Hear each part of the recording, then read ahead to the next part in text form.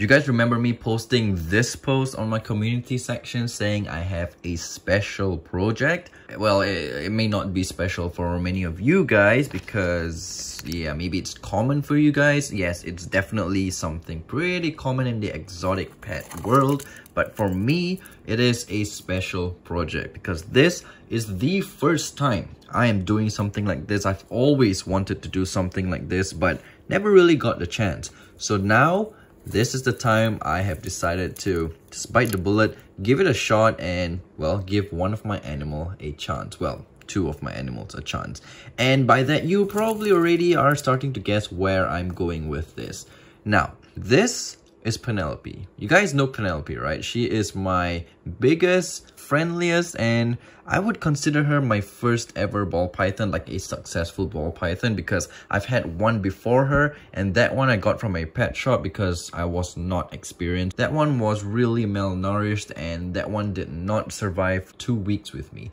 So yeah, I got Penelope after a year, and she has been with me ever since. She was born in April 2016, and I got her in May of 2016. I got her on my birthday as my birthday present on May 20th. So yeah, I've kept her for quite some time, slow grown her. Now she is a big girl. I got her when she was super tiny. She was about 71 grams if I'm not mistaken when I got her. And now she is, I don't know, I haven't even weighed her. I think she is like 1.8 kilos or something like that. So yeah, she managed to gain all that weight in the span of these few years. And I just decided to slow grow her because it's the healthier way. Yeah, anyways, I decided to, yes, breed her. And that is my special project. So, her boyfriend, I've had him for quite some time and I've never shown you guys. As a matter of fact, I have quite a few other animals that I've never shown you guys, and I will be slowly revealing that on the channel, but as for now, no, I'll just keep it a secret for now. So this right here, this is Penelope's boyfriend. It is a male, I mean obviously, Banana, Mojave, Woma, Enchi. Yep, 4 genes. Quite a few stuff in him. So I'm really hoping that Penelope's babies will come out a lot of different variations. I'm really actually hoping for a pure banana because I really love banana ball pythons. They're just so awesome with those purples. I mean, banana Enchi would be fine too because it's like even brighter, but I'm an amateur in ball python breeding. I think he actually locked like 4 to 5 times, and then I was like, yep, that is it. But then I still kept him in with her just in case. Then after a few weeks, I saw Penelope started to get really plump, and it's not the fat kind of plump, it's more like the eggs kind of plump. So I decided to separate the male from her, otherwise he will stress her even more. Penelope then, I just left her be and she had her pre-lay shed. So these are some pictures of her a few days before she actually laid her eggs.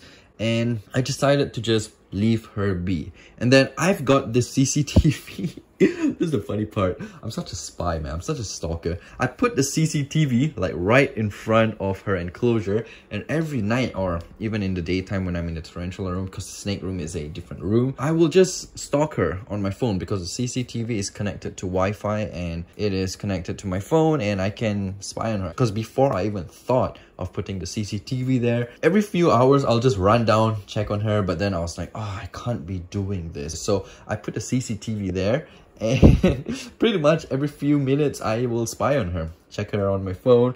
And a few days before she laid her eggs, she was twisting and turning, and that also kind of worried me because she was not doing that just one day before her lay. She was doing that like a few days, like even like 5 days before she laid. So I didn't know about this, and I was like, yo, is she trying to bring out the eggs that are stuck, or maybe they are she's egg bound or something?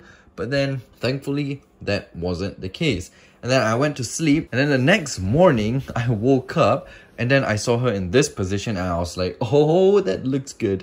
That looked really good. So I ran down and I checked on her, and true enough, she was there incubating her own eggs. It was such Oh man, I was so relieved and I was so happy at the time. So yeah, I managed to get her out. I tried. I mean, at least yeah, it was quite, thankfully, right? Sorry, I can't speak, but thankfully she was in not such a bad mood, because a lot of snakes, right, especially retics, oh man, if they have babies, I mean, if they have eggs, you are in for a treat, because they will protect their eggs with all their life. Like for ball pythons as well, some of them, they're like super defensive. But Penelope, ever since she was young, ever since I got her, she's always had a nice mellow temperament. So yeah, she was a good girl. I mean, she did hiss at me a little bit, but that was just about it.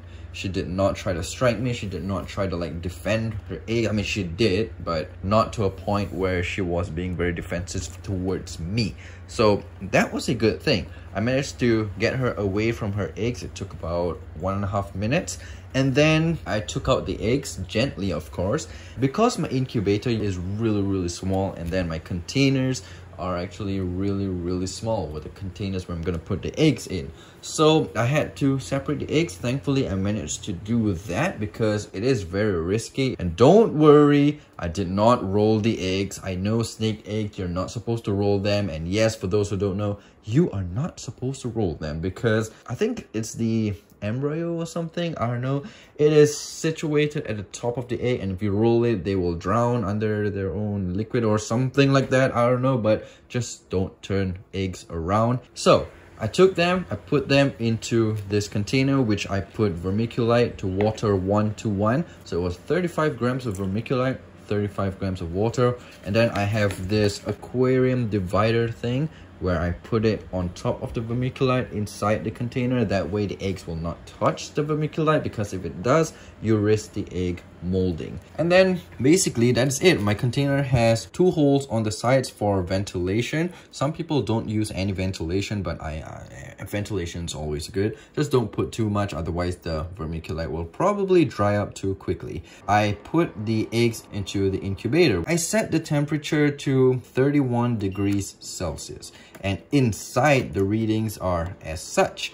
So yeah, I put a thermometer inside each of the containers just so I can monitor the temperature inside of the eggs. I'm not inside of the eggs, but inside of the container where the eggs are in. That's basically it. And you guys listed a lot of name suggestions for me.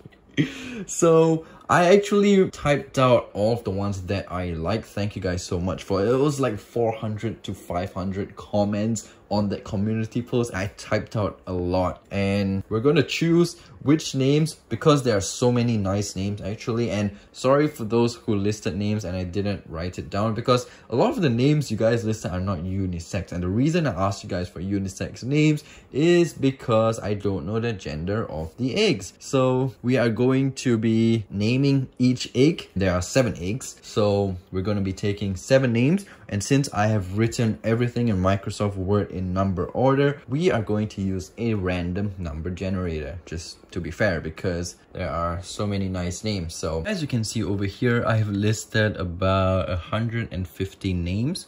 So I've got random number generator over here on Google. Let's go 1 to 115. So yeah, let's go. Let's generate the first. We're gonna do this 7 times because there are 7 eggs. So here we go. The first one, we have number 33. So number 33, we have Ringo. Let's go, Ringo. All right, so now let's do this again. Here we go. Number 76. 76, we have Sky. So comment down below if these are the names that you actually recommended.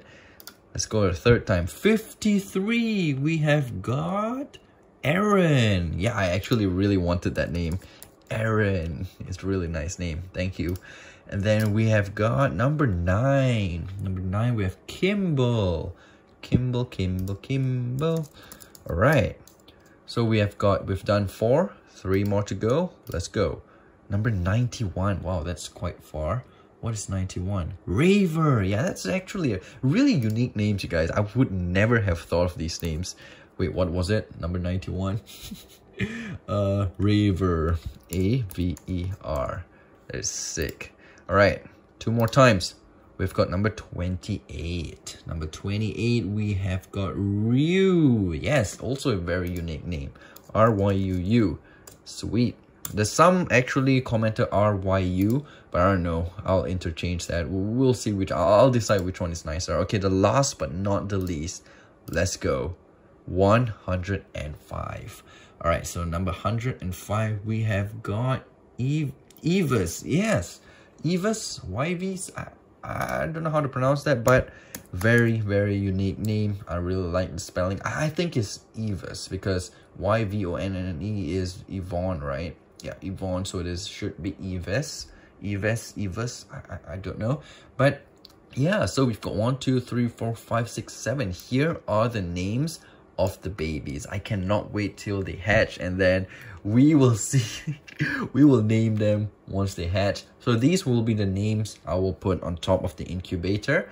So yeah, after ball pythons lay their eggs, they still have the instinct that, oh, I have my eggs here because the smell is still there. So what I'm going to be doing is I'm going to use this organic vegetable wash, and I'm going to be scrubbing her a little bit, like rubbing her a little bit, just so that I can get off a little bit of the egg smell. That way she will start eating again. And as you can see, she is very, very skinny, so she definitely is going to have to start eating again. Yeah, she looks really malnourished now, but that's normal. My friend, my girlfriend, my friend, she's gonna kill me for this. If I say she's my friend. Her friend actually bred his ball python, which was about 2,000 grams. And then after laid eggs, the snake went down to about 1,200 grams. So that is insane. And yeah, I guess it's normal. And yes, I know I'm using these wood chips. A lot of people don't recommend them, but I'm actually experimenting with different kinds of substrate. I've used so many. I've used paper towels, newspaper, normal paper. I've used paper pellets. I've used wood chips. I've used cocoa stuff. And yeah, I'm experimenting with wood chips now, okay? So far, I've been using this wood chip for a couple months now, and so far nothing. But I've got pros and cons on different substrates that I've used before. I'll probably do a video on that, but yeah, I'm experimenting on substrates. Anyways, I have prepared a tub for Penelope where I'll be putting her in, just plain newspaper and a water dish. So basically, we're gonna let her settle in, not gonna disturb her, and let her do her thing. So yeah guys, that'll be it for this video. Let's hope and pray that the eggs will be successfully incubated and we will have some baby little snakes, some little baby snakes, and Ringo, Sky, Aaron, Kimball, Raver, Ryu, and Yves will be their names. Thank you guys for watching and have a good one.